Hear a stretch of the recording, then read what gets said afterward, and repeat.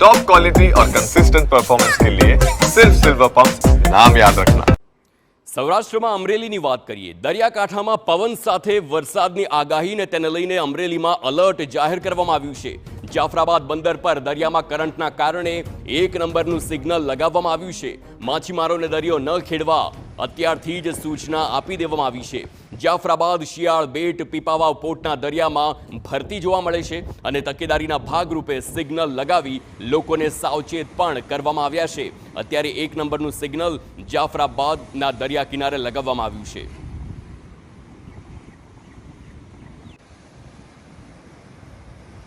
ગુજરાતના સૌરાષ્ટ્રના દરિયા કિનારા ઉપર જે રીતે હવામાન વિભાગ દ્વારા આગાહી આપવામાં આવી છે તેને જ લઈને તેમની જે અસરો છે તે જોવા મળી છે. ખાસ કરી અમરેલી જિલ્લાના જાફરાબાદ બંદર ઉપર 1 નંબરનું સિગ્નલ પણ લગાવી દેવામાં આવ્યું છે, જેના કારણે દરિયામાં પણ કરંટ છે તે જોવા મળ્યું છે. આપણે દ્રશ્યો બતાવીશ જે રીતે મોજાઓમાં પણ ઉછળી રહ્યા છે. ઉપરાંત જે રીતે દરિયાની જે સ્થિતિ છે તે આજથી હાઈ ટાઈટ બને તેવી એક શક્યતા છે તે જોવા મળી છે. જે પ્રકારે હવામાન વિભાગ દ્વારા આગાહી આપવામાં આવી છે, ઉપરાંત હવામાન નિષ્ણાતોનું કહેવું પણ છે કે દરિયાના જે કોસ્ટલ બેલ્ટ વિસ્તાર છે ત્યાં આની અસર છે તે જોવા મળશે ને ખાસ કરી પવન સાથે વરસાદ છે તે જોવા મળશે ને એના જ કારણે 1 નંબરનું સિગ્નલ તકેદારીના ભાગરૂપે તંત્ર દ્વારા લગાવવામાં આવ્યું છે. ઉપરાંત માછીમારોને દરિયો ન ખેડવા માટેની પણ સૂચના આપી દેવામાં આવી છે, જેના કારણે તમામ મોટાભાગની બોટો છે તે બંદર ઉપર પહોંચી છે ને જે રીતે દરિયાઈ કોસ્ટલ બેલ્ટમાં દરિયામાં હાઈ ટાઈટની સ્થિતિ છે તે હવે જોવા મળી રહી છે.